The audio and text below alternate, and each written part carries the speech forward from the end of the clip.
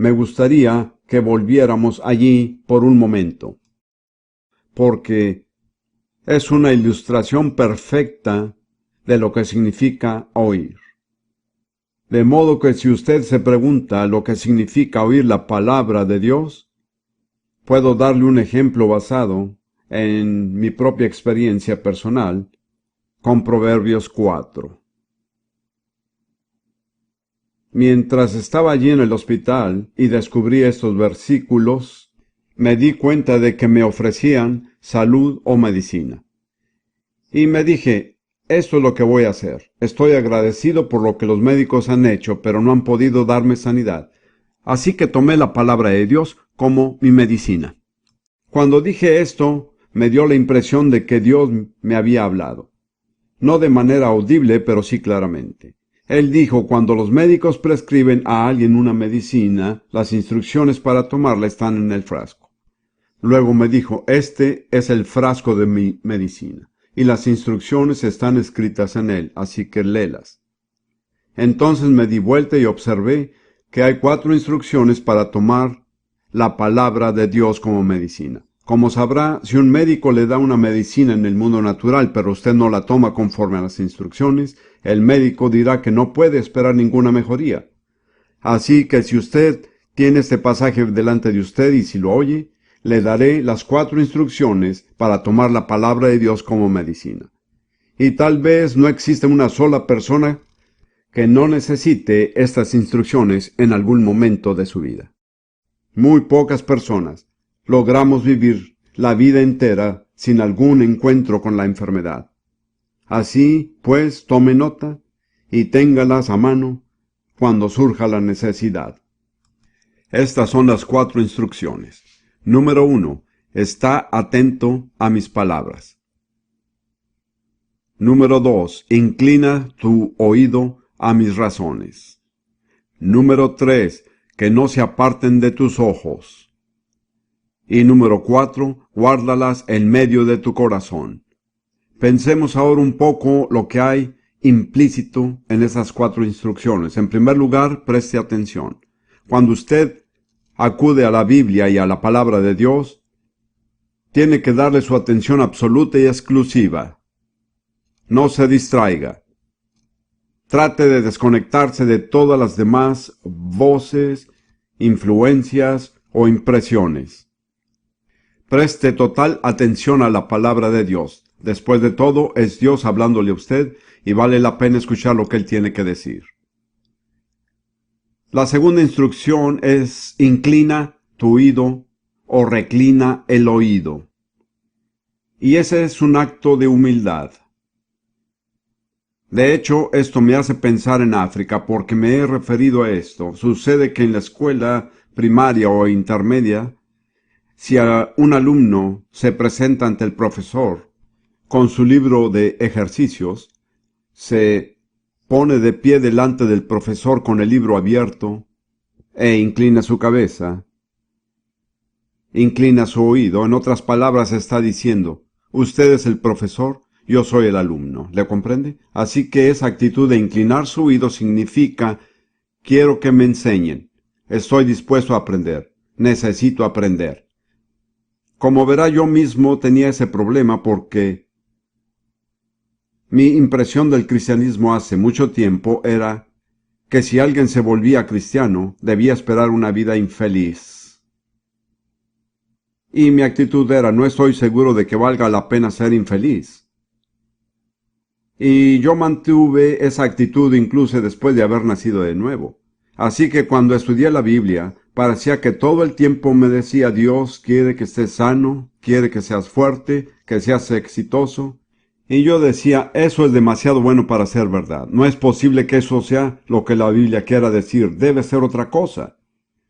Entonces, mientras razonaba otra vez conmigo mismo, el Señor me habló de forma inaudible. Y esta vez dijo, ¿quién es el maestro y quién es el alumno? Yo dije, Señor, tú eres el maestro y yo soy el alumno. Y luego dijo, ¿me permitirías enseñarte? Como puede ver, me di cuenta de que yo no estaba inclinando mi oído, no estaba preparado para escuchar. Yo tenía mis propias ideas preconcebidas de lo que pensaba de Dios. Y si decía algo diferente, yo no podía oírlo.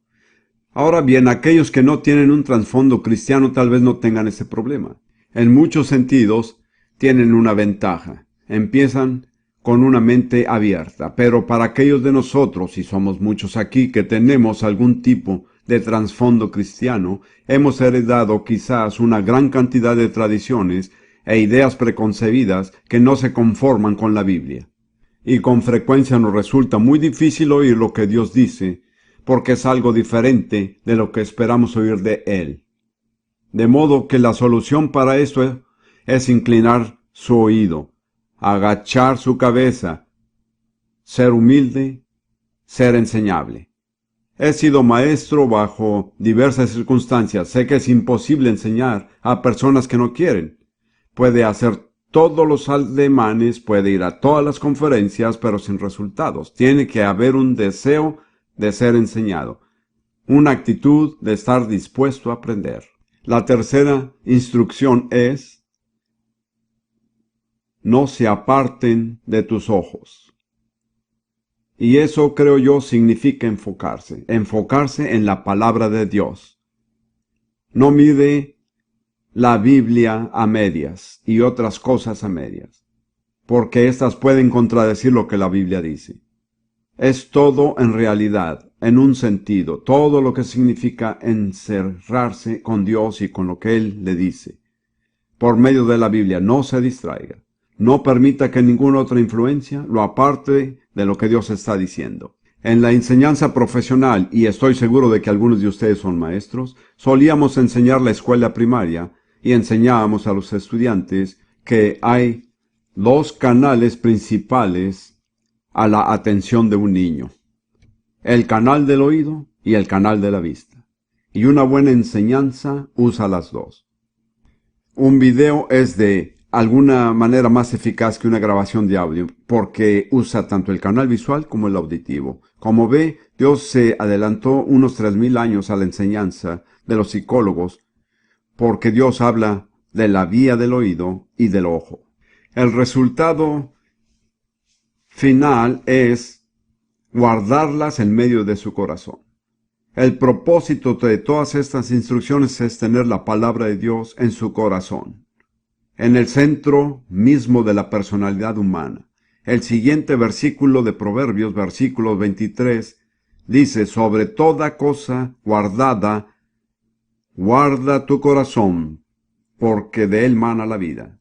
En otras palabras, lo que hay en su corazón determinará el curso de su vida. Así que guarde su corazón. Recuerdo que uno de los idiomas africanos decía: guarda tu corazón con toda tu fuerza, porque todo en la vida sale de él. No puedo exagerar la importancia de esto para cada uno de ustedes. Lo que está en su corazón determinará el curso de su vida. Usted no puede tener algo equivocado en su vida y vivir de manera correcta. Y no puede tener lo correcto en su corazón y vivir de manera equivocada. Porque el corazón es la fuente de toda nuestra manera de vivir. Y el propósito de estas instrucciones es mostrarle cómo puede obtener la palabra de Dios en su corazón. A través del canal auditivo, a través del canal visual, a través de una atención enfocada, a través de la humildad y de una actitud enseñable. Y cuando reúne todos estos elementos, de eso se trata el oír. Así es como viene la fe, ya sea la enfermedad que está enfrentando o cualquier otro problema. Si necesita fe, este pasaje de Proverbios 4 describe cómo puede obtenerla. Muy bien, proseguiremos brevemente con otros efectos de la palabra de Dios. El siguiente es victoria sobre el pecado. Y en el Salmo 119, versículo 11, David dice al Señor: en mi corazón he guardado tus dichos, para no pecar contra ti. Ahora, cuando David dice guardado, una traducción moderna dice atesorado o guardado como un tesoro. David dice: he guardado tu palabra como un tesoro en mi corazón. En el centro mismo de mi ser, ¿se da cuenta cuán importante es el corazón? Si usted guarda la palabra de Dios en su corazón, ella va a dirigir el rumbo de su vida. Y por eso él dice, no quiero pecar. Mi protección contra el pecado es guardar tu palabra en mi corazón. Alguien dijo, el pecado lo alejará de la Biblia, o la Biblia lo alejará del pecado. Tarde o temprano, el uno o el otro prevalecerá. Si la Biblia vence, lo guardará de pecar. En el Salmo capítulo 17, versículo 4, tenemos otro testimonio de David. David era un hombre muy sincero. Puede leer sus salmos y ver que tuvo muchos problemas con el pecado en su propia vida. Pero gracias a Dios que por medio de sus luchas puede orientarnos y ayudarnos. Salmos 17, versículo 4. Para las obras humanas, por la palabra de tus labios, yo me he guardado de las vías del destructor. El destructor es un título de Satanás. Satanás ofrece caminos hacia los cuales quisiera desviarlo para conducirlo a la destrucción. Y algunos tienen letreros engañosos. Dicen, éxito, felicidad, fama. Y usted cree que va a seguir ese camino. Pero es un camino que no conduce a aquello que promete, porque el diablo es el que pone los letreros. Y si quiere cuidarse de seguir esos caminos que lo desviarán y lo llevarán a la destrucción, tiene que prestar atención a la palabra de Dios. Ella es la que lo advierte, lo alerta, lo dirige y le señala los peligros y las trampas. En el Salmo 119, para retomar esto un momento, versículo 9, solo 2 versículos antes, el salmista dice, ¿con qué limpiará el joven su camino? Con guardar su palabra. Este es un verdadero problema para los jóvenes. No es solo para jóvenes, sino específicamente para cierta edad en la vida. Vuelvo a pensar en África. En esencia, la actitud de los africanos es que es imposible que un joven o una jovencita lleven una vida pura. No es natural. Y tuvimos que refutar esto con la palabra de Dios. Y David hace la pregunta, ¿cómo puede el joven limpiar su camino? Es una pregunta muy real, ¿no es así? Nadie diría que es sencillo. Pero David dijo que guardando de acuerdo a tu palabra.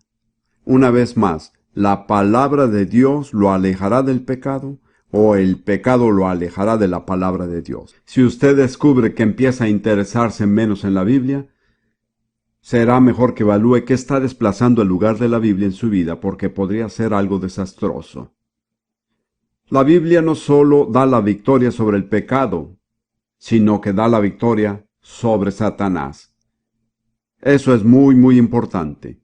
Satanás es el enemigo de todos los creyentes.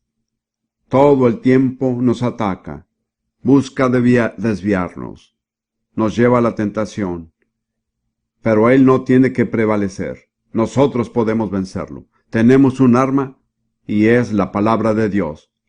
En Efesios 6, Pablo habla de la honra de un cristiano y señala que todos estamos en una guerra espiritual, no física. No peleamos contra carne y sangre. La Biblia dice que no peleamos con personas con cuerpo, sino con seres espirituales y fuerzas espirituales. Puesto que es una guerra espiritual, tenemos armas espirituales. Y Pablo enumera nuestras armas espirituales en Efesios 6, pero solo quiero enfocarme en la última, en el versículo 17. Y tomad el yelmo de la salvación, esto es lo que protege su cabeza. Y permítame agregar que eso es esperanza. Primera Tesalonicenses 5:8 habla del yelmo de esperanza. No tenía planeado hablar sobre eso, pero creo que Dios quiere que lo haga, porque muchas personas tienen problemas de depresión. No voy a hacerlo, pero si yo preguntara a cuántos de ustedes aquí esta noche han luchado con la depresión, estados de ánimo decaídos, pesimismo, muchos de ustedes levantarían su mano. Yo sería el primero. Sufrí una tremenda batalla con la depresión. En los primeros años de mi ministerio había sido salvo, bautizado en el Espíritu, y ganaba almas para el Señor. Pero esta nube oscura se posaba sobre mí, me envolvía y me oprimía. Y yo luchaba contra ella, peleaba, hacía todo lo posible, y nada funcionaba. De hecho, entre más me esforzaba, peor se volvía. Y yo había llegado al punto de verdadera desesperación, cuando resulté leyendo el profeta Isaías, capítulo 61, versículo 3, donde Dios dice que Él nos dará un manto de alegría en lugar del espíritu angustiado. Esa es la versión Reina Valera. Y cuando leí esas palabras, el Espíritu Santo me dijo, ese es tu problema. Es un espíritu malo que te atormenta. No eres tú, no es tu mente. Es otra persona que opera en tu mente. Bueno, solo me faltaba un versículo más, que fue Joel 2:32. Y dice, y todo aquel que invocare el nombre de Jehová será salvo. Entonces oré al Señor, Dios, líbrame de ese espíritu angustiado, de pesadumbres, de depresión, en el nombre de Jesús. Y Dios me liberó. Luego me mostró que tenía que usar algo para proteger mi mente. Y yo pensé en la armadura y dije que debía ser el yelmo. Bueno, Efesios 6:17 lo llama el yelmo de salvación. Yo pensé para mí mismo, soy salvo, pero ¿tengo el yelmo de salvación? Pablo manda a los cristianos salvos a tomar el yelmo de salvación.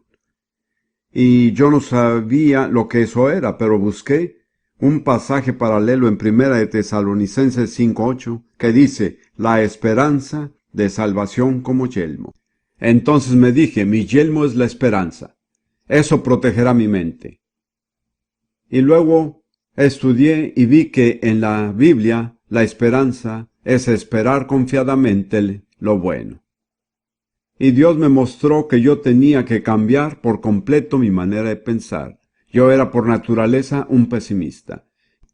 Cuando yo nací pesimista y crecí como un pesimista. En mi familia, si alguien no estaba preocupado, se preocupaban por no estar preocupados. Entonces me di cuenta de que tenía todo un trasfondo que cambiar, tenía que ponerme el yelmo de la esperanza y esperar lo bueno. La forma como lo logré fue que cada vez que tenía un pensamiento oscuro y negativo, hacía el esfuerzo de cambiarlo por algo bíblico positivo. Y poco a poco se volvió automático, de manera que hoy agradezco a Dios porque ya no tengo ese problema. Quiero decir, todos podemos recibir ataques con pensamientos negativos, pero en general la depresión ya no es mi problema. Así que tuve que recibir liberación de ese espíritu y luego aprender a proteger mi mente. No me propuse hablar de esto, pero tal vez convenga a las personas aquí presentes. Hay un yelmo. Es la esperanza. Si usted como cristiano estudia la Biblia, nunca habrá una razón por la cual no deba tener esperanza. Siempre hay una razón bíblica para tener esperanza, pero tiene que encontrar las razones y ponerlas en práctica. Quiero continuar con la siguiente declaración que me proponía tratar. Tomar la espada del Espíritu, que es la palabra de Dios. Entonces nuestra arma de ataque contra Satanás es la palabra de Dios. Algunos de ustedes tal vez han oído de esto porque hay muchas enseñanzas sobre esto, que hay dos palabras griegas diferentes para referirse a la palabra, el logos y el rema. Logos es la totalidad de la palabra de Dios, todo el consejo de Dios, el Dios eterno, la palabra de Dios. Rema es la palabra hablada de Dios, y la palabra que se usa aquí es rema. Tome la espada del Espíritu, que es la palabra rema de Dios. En otras palabras, no es la Biblia junto a su cama o en su biblioteca la que lo protegerá, sino la Biblia que usted declara con fe y la cita. Esa es la espada del Espíritu y es tan cortante que cada vez que usted la usa contra el diablo, él retrocede. Él teme a la espada del Espíritu. Y nuestro modelo perfecto para esto es Jesús. En Mateo 4, cuando Satanás vino a tentarlo, ¿cómo respondió Jesús? ¿Qué respondió por 3 veces? Escrito está. ¿Qué es eso? Es la espada del Espíritu. Y Satanás lo dejó, no tiene respuesta frente a la espada del Espíritu. Usted puede darle toda clase de razones psicológicas y a él eso no le impresiona. Pero cuando sencillamente cita las Escrituras y las aplica a su situación personal, puede alejarlo de usted. Así pues, la espada del Espíritu, la palabra de Dios, es nuestra arma contra Satanás. Permítame darle otros 2 pasajes nada más. Primera de Juan 2, versículo 14. Primera de Juan 2, 14. En la segunda parte del versículo, Juan dice, os he escrito a vosotros jóvenes, porque sois fuertes, y la palabra de Dios permanece en vosotros y habéis vencido al maligno. ¿Quién es el maligno? Satanás. Juan hace 3 declaraciones acerca de esos jóvenes. Son fuertes, han vencido a Satanás, y la razón es la tercera declaración. La palabra de Dios permanece en vosotros. Y si mora en usted la palabra de Dios, ella le dará la fortaleza y la victoria sobre Satanás. En Apocalipsis 12, versículo 11, tenemos un ejemplo de esto. Es una imagen, creo, del tremendo conflicto del fin de los tiempos entre el pueblo de Dios y el pueblo de Satanás. Y el diablo mismo en persona está involucrado. Pero el versículo 11 de Apocalipsis nos da la clave para la victoria. Y dice, y ellos, el pueblo de Dios, le han vencido a Satanás por medio de la sangre del Cordero y de la palabra del testimonio de ellos, y menospreciaron sus vidas hasta la muerte. ¿Cómo vencemos entonces a Satanás? Por medio de la sangre del Cordero, por la palabra de nuestro testimonio. Ahora tengo una manera de explicar esto y que he usado con miles de personas. Así que yo les digo, si ustedes pudieran pagarme, no hay cantidad de dinero que pueda expresar este valor, pero yo no pido pago alguno, como entenderá. Esta verdad no tiene precio. ¿Cómo vencemos a Satanás? Por medio de la sangre del Cordero y de la palabra de nuestro testimonio. Esta es mi explicación. Vencemos a Satanás cuando damos testimonio personal de lo que la palabra de Dios declara que la sangre de Jesús hace a nuestro favor. Se lo diré nuevamente. Vencemos a Satanás cuando damos testimonio personal de lo que la palabra de Dios declara que la sangre de Jesús hace a nuestro favor. La clave para esto es conocer lo que dice la palabra de Dios y luego hacerla personal, aplicándola a su propia vida. Ruth y yo tenemos una forma de testimonio que practicamos a diario y que aplica estos pasajes de las Escrituras. Entonces, en lugar de predicarlo, se lo demostraré. ¿Está bien?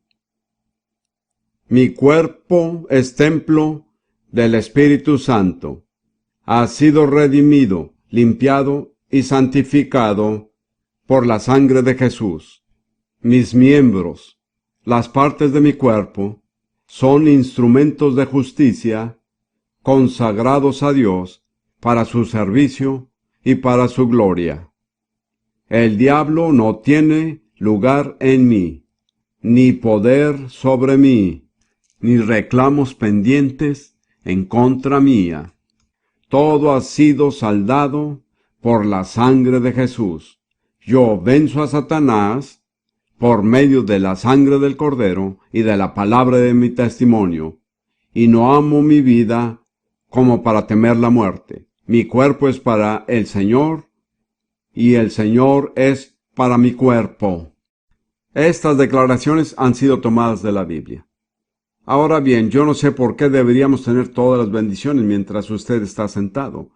Así que vamos a declarar otra vez frase por frase y a darle la oportunidad de decirlo. Esta es su confesión. No la está diciendo porque nosotros lo decimos, sino porque la Biblia lo dice. ¿Lo comprende? Si usted cree en la Biblia, usted cree estas palabras. Entonces diremos frase por frase Y usted repetirá después de nosotros. Ahora usted no está hablando a nosotros, sino al mundo espiritual invisible. Y ahí es donde sus palabras tienen un efecto que usted no puede ni siquiera empezar a imaginar. ¿Le parece? ¿Está listo ahora? Frase por frase después de nosotros, no antes. Mi cuerpo es templo del Espíritu Santo.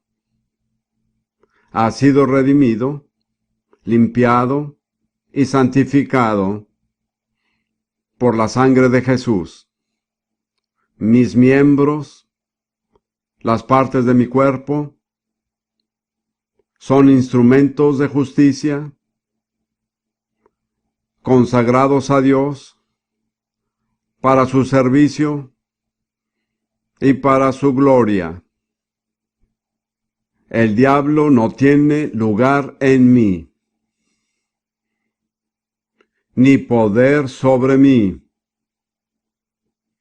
ni reclamos pendientes en mi contra. Todo ha sido saldado por la sangre de Jesús.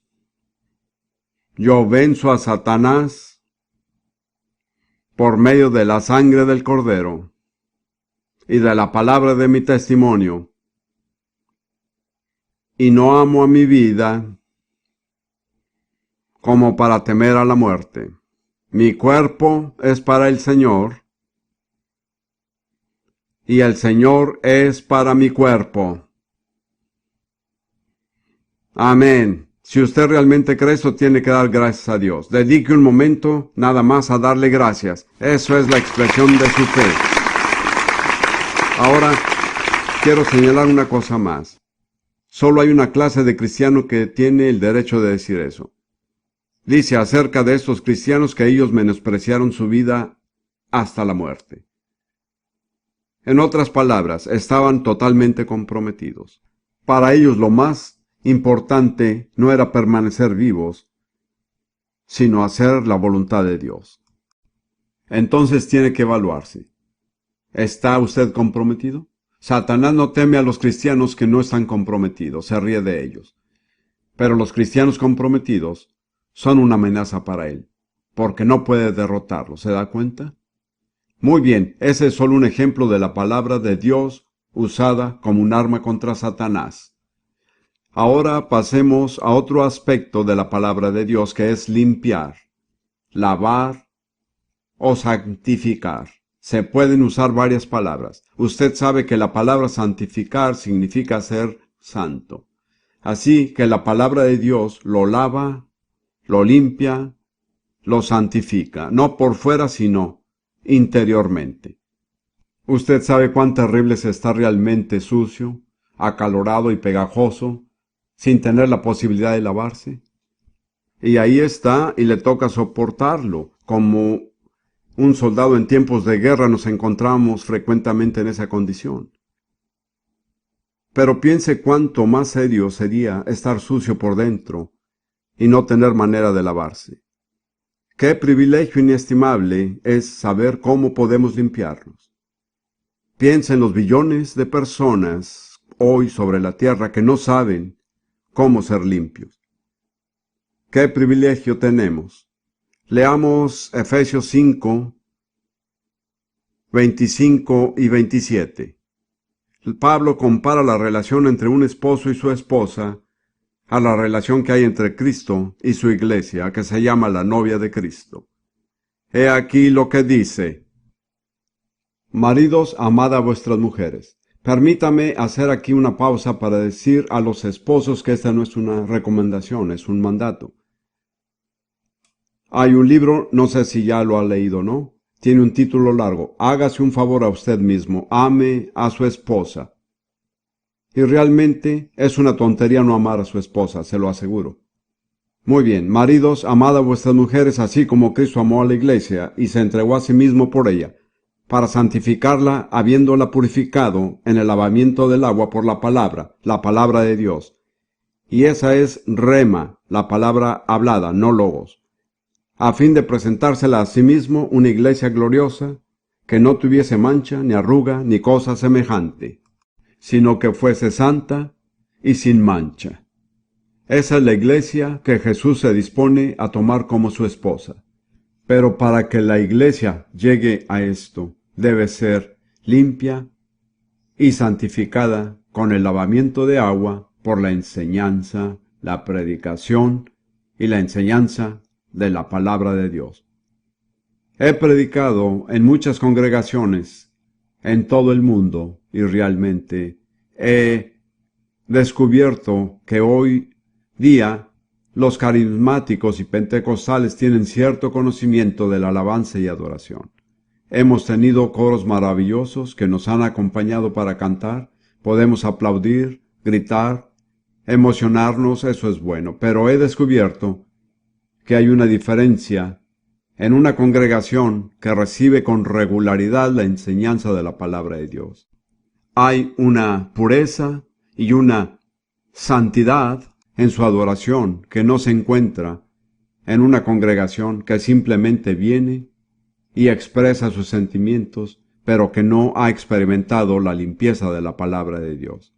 La única manera de tener una adoración pura y verdadera es que las personas reciban la limpieza y la santificación por medio de la palabra de Dios, y eso es realmente la responsabilidad del ministerio en la iglesia. Asegurarse de que el pueblo de Dios se limpie constantemente con la palabra de Dios. Nosotros también tenemos nuestra responsabilidad personal, cada uno de nosotros, de exponer nuestros corazones, mentes y vidas a la palabra de Dios y permitirle que nos lave, limpie y quite toda clase de impureza, mancha y obstáculos que frenan nuestra vida y crecimiento espiritual. Este es otro efecto de la palabra de Dios. Y otro aspecto realmente importante de la palabra de Dios es que es un espejo. Vamos a la epístola de Santiago por un momento. Capítulo 1, versículo 23. Santiago dice: porque si alguno es oidor de la palabra de Dios, pero no hacedor de ella, este es semejante al hombre que considera en un espejo su rostro natural. La imagen aquí es la palabra de Dios como un espejo. Pero no es un espejo que le muestre lo que refleja un aspecto normal, que es su apariencia física, sino un espejo que le muestra cómo es usted en su interior. Le muestra su verdadera condición espiritual. Y Santiago nos advierte que no debemos mirar solamente al espejo, sino mirar cómo somos y luego irnos y olvidarlo sin hacer nada. En cambio, dice que si en realidad miramos la palabra de Dios como un espejo, ella nos mostrará nuestra verdadera condición interior. A menudo, cuando predico a las congregaciones, levanto la Biblia y digo que estoy levantando un espejo delante de usted. No voy a decirle acerca de usted. Mire nada más el espejo y vea lo que dice. Cuando estoy predicando sobre liberación de espíritus, lo cual hago de vez en cuando, las personas se ponen más bien nerviosas. Y yo digo, no se pongan nerviosos. Todo está bien, no voy a saltar desde la plataforma, ni a poner mi dedo en su frente para decirle que tiene un demonio. No se trata de eso, no es así como yo lo hago. Simplemente levanto el espejo y dejo que usted mismo se mire. Y después usted mismo decide lo que hará respecto a lo que el espejo le revela. Mirar en el espejo es extremadamente importante para nuestro crecimiento y bienestar espiritual. En 2 Corintios capítulo 3, versículo 18, Pablo dice algo que es realmente hermoso. Él dice: por tanto, nosotros todos mirando a cara descubierta como en un espejo la gloria del Señor, somos transformados de gloria en gloria en la misma imagen. Como por el Espíritu del Señor. Ahora, todo está en tiempo presente, lo que se llama en ocasiones presente continuo. Mientras nos miramos continuamente en el espejo, vemos continuamente la gloria de Dios revelada en el espejo. Y cuando nos miramos, el Espíritu Santo nos transforma en la semejanza de lo que vemos, de gloria en gloria. Eso es maravilloso, pero solo funciona en tanto que usted se mire en el espejo. Si aparta sus ojos del espejo, el Espíritu Santo ya no obra. Entonces tiene que mirar continuamente en el espejo de la palabra de Dios para ver lo que la palabra de Dios trata de hacer. Y mientras más mire, más glorioso será. No es estático. Pablo dice que va de gloria en gloria. Puede vislumbrar lo que Dios quiere hacer de usted en Cristo y a usted le parece maravilloso.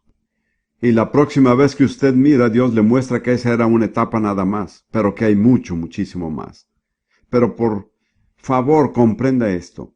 El Espíritu Santo no puede obrar a menos que usted se mire en el espejo. Cuando usted aparta sus ojos del espejo, el Espíritu Santo deja de obrar en usted. Entonces, si usted desea ser cambiado, pase tiempo mirándose en el espejo. Y cuando lo haga el Espíritu Santo, será fiel en transformarlo. Verá, algo que observo en el mundo de hoy es que, en mi opinión, la mayoría de las personas tienen una pobre imagen de sí mismas. No tienen un buen concepto de sí mismas. Y desafortunadamente también esto es cierto en miles de cristianos. Pienso que tal vez no existe un problema con el cual luchen más los cristianos hoy que una imagen pobre de sí mismos. Creo que la verdadera solución bíblica es mirarse constantemente en el espejo, porque el espejo le mostrará en primer lugar cómo es y eso asusta. Pero si sigue mirando, entonces el espejo empieza a mostrarle lo que Dios puede hacer de usted y le muestra cuán valioso es a los ojos de Dios. Como ve, si pasamos más tiempo con la Biblia, no podríamos realmente pensar de nosotros mismos como inferiores o insignificantes. He ayudado a muchas personas de esa manera. Algo que le digo a las personas es esto. Escuche, el valor de las cosas se mide por el precio que alguien paga por ellas. Si usted tiene una casa y quiere venderla, y el vendedor de bienes raíces le dice que vale, por ejemplo, $200,000, pero nadie pagará más de 120,000. De modo que el verdadero valor de esa casa no son 200,000, sino 120,000. El valor de algo es lo que alguien paga por tenerlo. ¿Cuál es entonces su valor? ¿Cómo descubre su valor? Descubriendo lo que Dios ha pagado por usted. Y Dios lo ha comprado con lo más valioso que existe en todo el universo, la sangre de Jesús. Ese es su verdadero valor, lo que Dios está dispuesto a pagar por usted. ¿Comprende? No permita que la gente le infunda un sentimiento de inferioridad. No se mida conforme a otras personas. No escuche toda clase de insinuaciones negativas u otras cosas, sino diga nada más. He aconsejado esto a mucha gente. Yo soy infinitamente valioso a los ojos de Dios, porque Dios me compró con lo más valioso que existe en el universo, la sangre de Jesús. ¿Le gustaría decir esto? Al menos la primera parte. Repita después de mí. Yo soy infinitamente valioso a los ojos de Dios, porque Dios me compró con lo más valioso que existe en el universo, la sangre de Jesús, y eso determina cuán valioso soy. Ahora puede decirle al diablo que no lo fastidie con sus acusaciones e insinuaciones porque usted conoce su valor, pero usted no lo sabrá a menos que pase más tiempo en la Biblia. Solo cuando oye lo que Dios le dice acerca de usted y de su amor por usted, podrá escapar al problema de la baja autoestima. Dedique pues tiempo frente al espejo. La mayoría de las damas pasan al menos un buen rato frente al espejo cada día. Yo he criado a 9 hijas adoptivas, así que no hablo de teorías cuando me refiero al tiempo que pasan frente al espejo. ¿Cuánto más tiempo pasa frente al espejo de Dios? No estoy diciendo que no deba cuidar su apariencia exterior. Yo creo que es conveniente. Pero, ¿cuánto más tiempo dedica a las cosas que son permanentes? Un día toda esa belleza exterior va a desaparecer, pero lo que usted es por dentro es algo con lo que va a vivir para siempre. Vale la pena dedicar tiempo a embellecerse a los ojos de Dios. Hay una bella declaración en Cantar de los Cantares, que es el diálogo entre la novia y su novio. También es una imagen de cómo Jesús, como el novio, habla a su iglesia. En uno de los versículos del pasaje, el novio dice: «Toda tú eres hermosa, amiga mía, y en ti no hay mancha». Es así como Jesús nos habla, en virtud de lo que la sangre de Jesús ha hecho por nosotros y lo que la palabra de Dios hace. Quizá nos sintamos inferiores, tal vez nos sintamos que valemos mucho, pero si podemos pasar tiempo frente al espejo, descubriremos que Él nos dice: «Toda tú eres hermosa, en ti no hay ni una mancha». Vale la pena pasar tiempo frente al espejo. Ahora me gustaría resumir esta enseñanza acerca del efecto de la palabra de Dios a través de un pasaje de Juan 14, versículo 23. Creo que este es uno de los versículos más maravillosos de la Biblia. Yo le digo a la gente, si nunca se ha sorprendido con lo que la Biblia dice, es porque nunca ha escuchado realmente lo que dice, porque es un libro sorprendente. Jesús habla aquí a sus discípulos y les dice: «El que me ama, mi palabra guardará». ¿Cuál es la señal del amor de Jesús? Guardar su palabra. No es la iglesia a la que asistimos, no es la denominación. Es guardar su palabra, esa es la prueba de nuestro amor. Y luego, con base en esto, Él dice: «Y mi Padre le amará, y vendremos a Él, y haremos morada con Él». ¡Qué declaración tan maravillosa! Hay muy pocos lugares en la Biblia donde se utiliza el pronombre plural para Dios. Hay unos pocos. En Génesis, el Señor dice que el hombre se ha vuelto como uno de nosotros. Hay otros pasajes, pero son muy pocos. Pero aquí Jesús no dice yo para referirse a sí mismo. No dice Él o el Padre, sino dice nosotros, Padre e Hijo. Vendremos a Él y haremos morada con Él. ¡Qué declaración tan extraordinaria! El Dios Todopoderoso, el Creador del universo, el Padre y el Hijo, quieren venir a nosotros, seres humanos débiles, y hacer su morada con nosotros. ¿No le parece algo sorprendente? Pero ¿cuál es la condición? Guardar su palabra. Oírla, hacerla, ponerla en práctica, vivirla.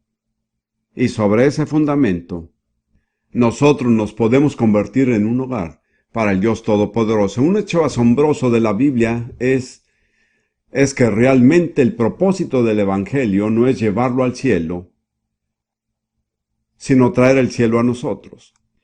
El último capítulo de la Biblia no nos muestra a todos yendo al cielo, sino la nueva Jerusalén descendiendo a la tierra. Y enseguida dice que el tabernáculo de Dios es con los hombres. Esto es algo que nuestras mentes nunca entenderán completamente. Dios quiere vivir con nosotros. Cuando medito en la clase de criaturas que somos, me asombra descubrir que el mensaje de la Biblia es coherente. Y Dios dijo: «Vendremos y haremos nuestra morada contigo, si tú guardas mis palabras». Ahora permítame dedicar parte de mi conclusión para darle algunas sugerencias acerca de cómo recibir la palabra de Dios. He hablado acerca de lo que ella hará, algunos de sus efectos, porque no hay muchos más. Ahora permítame dedicar un momento para explicarle cómo la puede recibir. Me gustaría empezar con un pasaje que podría sorprenderle en Isaías 66, el último capítulo de Isaías, los 2 primeros versículos.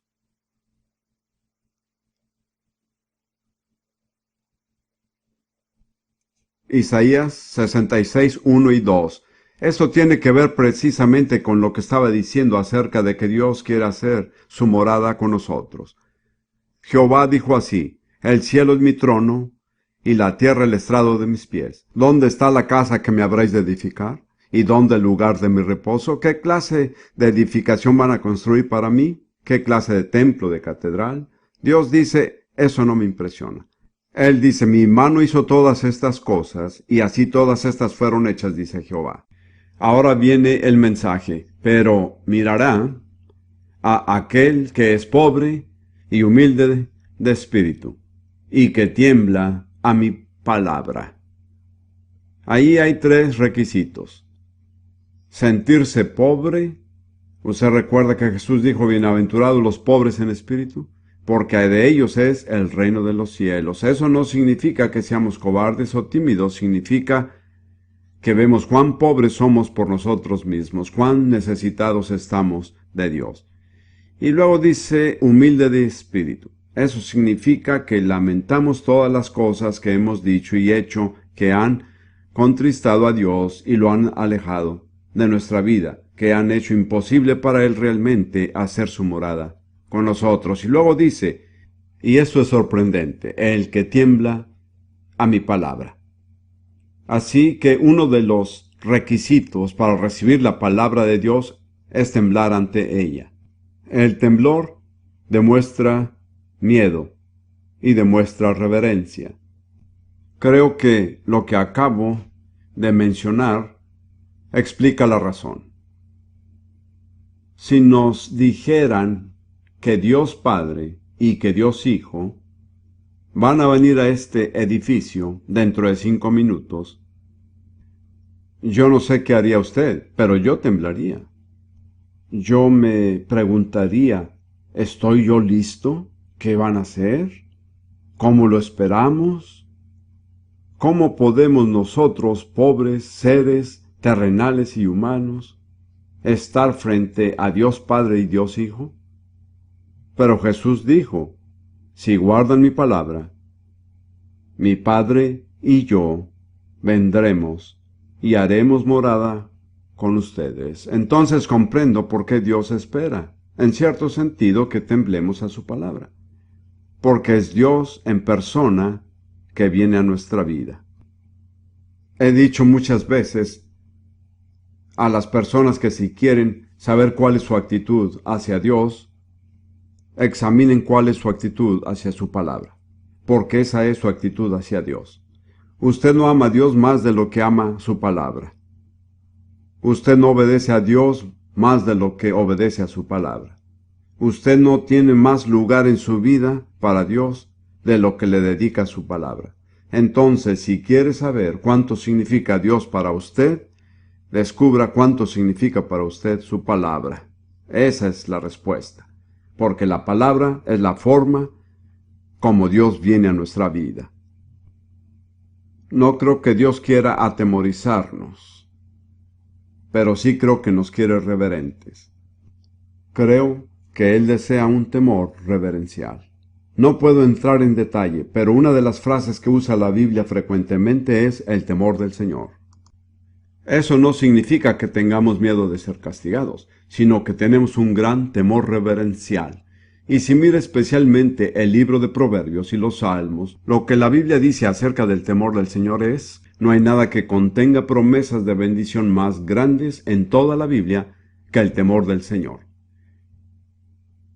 La Biblia dice que el temor del Señor es para vida. Con él vivirá lleno de reposo el hombre y no será visitado de mal. Piensa en esto: es para vida. Si usted lo tiene, siempre vivirá lleno de reposo y nunca será visitado de mal. Si tiene una concordancia o alguna otra manera de encontrarlo, dedique tiempo a estudiar lo que dice la Biblia acerca del temor del Señor. De hecho, eso nos introduce a lo que voy a enseñar ahora mismo, porque el siguiente requisito que está directamente relacionado es ser humilde y temer a Dios. El Salmo 25 es uno de mis salmos favoritos y nos habla de la clase de persona a quien Dios se tomará el trabajo de enseñar. Como usted sabe, usted puede inscribirse en una universidad o seminario, pero eso no significa que Dios lo acepte como alumno. ¿Lo ve? Dios elige su alumno conforme al carácter, no a los logros académicos ni los títulos que se ostentan. Y el Salmo 25 nos dice lo que Dios busca en aquellos a quienes está dispuesto a aceptar como sus alumnos. Salmo 25, versículo 8 y 9. Bueno y recto es Jehová. Por tanto, Él enseñará a los pecadores el camino, encaminará a los humildes por el juicio, y enseñará a los mansos su carrera. ¿Cuáles son los requisitos aquí? Humildad. Humildad, así es. Algunas traducciones antiguas decían mansedumbre, que es un término que prefiero. Es de algún modo una palabra mejor. Y luego en el mismo Salmo, versículo 12. ¿Quién es el hombre que teme a Jehová? Él enseñará el camino que ha de escoger. ¿Cuál es aquí el requisito para que Dios le enseñe? El hombre que teme al Señor. Así es. Y en el versículo 14, la comunión íntima de Jehová es con los que le temen.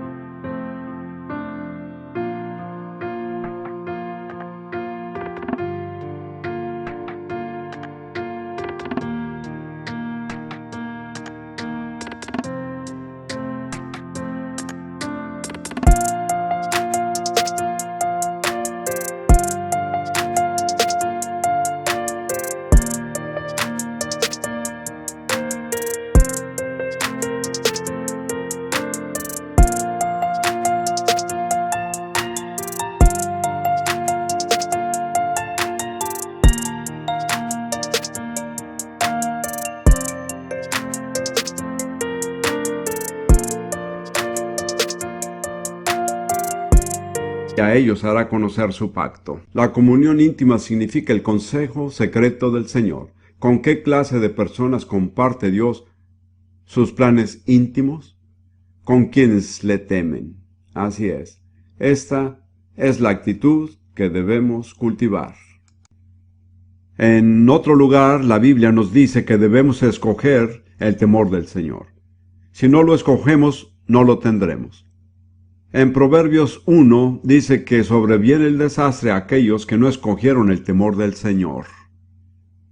Y luego, en Santiago capítulo 1 versículo 21 lo encontramos de nuevo. Todos son muy similares. De hecho, ahora que enseño acerca de eso me impresiona cuánto enfatizan todos la misma cosa.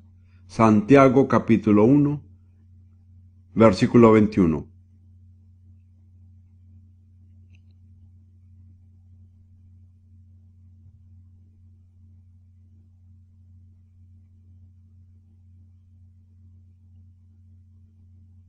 Por lo cual, desechando toda inmundicia y abundancia de malicia. Este es el primer requisito. Si desechamos todo lo que es inmundo e impuro e inaceptable para Dios. Y hay básicamente una palabra que se usa para describir esto. ¿Cuál es la palabra? No puedo oírle. Arrepentimiento, así es. Arrepentimiento significa apartarse de todo lo que es inaceptable y desagradable para Dios y darle la espalda. Entonces, Santiago dice, desechando toda inmundicia y abundancia de malicia, recibir con mansedumbre la palabra implantada, la palabra de Dios, la cual puede salvar a vuestras almas. Entonces, ¿cómo debemos recibirla? ¿Con qué? Con mansedumbre. Como ve, en realidad todos los pasajes dicen lo mismo. Y luego tiene que estar preparado para actuar conforme a lo que dice la palabra. En Juan 7, versículo 17, Jesús dijo, el que quiera hacer la voluntad de Dios, conocerá si la doctrina es de Dios, o si yo hablo por mi propia cuenta. Jesús dijo que si lo único que a usted le interesa es el conocimiento, Dios no se revelará. Pero si usted quiere hacer la voluntad de Dios, entonces Dios le mostrará la verdad. Por último, me gustaría pasar al Salmo 119, versículo 11, de nuevo como una recomendación para todos ustedes. David dijo, en mi corazón he guardado tus dichos de tu palabra, para no pecar contra ti. Les sugiero que si realmente quiere la bendición y la prosperidad de Dios en el sentido más verdadero, usted tiene que atesorar la palabra de Dios en su corazón. Creo que una manera práctica de hacerlo es memorizar las Escrituras. La práctica de memorizar las Escrituras es sumamente importante. La Biblia habla acerca de los que meditan en la palabra de Dios, pero si en usted no mora la palabra de Dios, no puede meditar en ella. Tiene que memorizarla para meditar en ella. Me gustaría compartir algo que Ruth y yo leímos en un libro titulado La Iglesia en China, escrito por Carl Lawrence. No sé si alguno de ustedes lo ha leído. Yo diría que es un libro excelente. Si no lo ha leído, especialmente si usted es chino, debería hacerlo, ¿saben? Una cosa que me impresiona acerca de los chinos en Singapur, si puedo decirlo con franqueza, es que no se preocupan demasiado por los chinos en China. Eso me llama la atención. Pero bueno, en este libro, este hombre dijo que durante la Revolución Cultural, ¿sabe cuál es la Revolución Cultural? Cuando los cristianos fueron perseguidos despiadadamente, y los únicos que sobrevivieron fueron los que habían memorizado las Escrituras. Todos los demás cometieron suicidio, se enloquecieron o traicionaron a sus hermanos en la fe. De manera que hay algo poderoso en memorizar la palabra de Dios. Le da una fortaleza y una estabilidad que no se reemplaza con nada. Y mi recomendación para ustedes es que la aprenda de memoria. La mayoría de ustedes son bastante jóvenes. Están en sus años de juventud. Tienen capacidad para memorizar si deciden usarla. Pueden hacerlo. Y si no lo hacen, se están privando de algo que tiene un valor enorme. Yo no sé cuántos versículos de las Escrituras sabemos de memoria, Ruth y yo. Tal vez al menos 200, creo yo. Tal vez más. No lo hacemos para impresionar a otros. Lo hacemos porque lo necesitamos. Vivimos en una lucha espiritual permanente. Siempre estamos atacando las fortalezas de Satanás. Y si no tuviéramos la palabra de Dios guardada en nuestros corazones, no sobreviviríamos. La memorizamos, la creemos, la confesamos. Así que esta es mi recomendación final para los que realmente quieren prosperar en Dios. Pida al Espíritu Santo que le muestre cuáles escrituras necesita memorizar, porque pueden ser muy diferentes de las que nosotros memorizamos. Que el Señor les bendiga.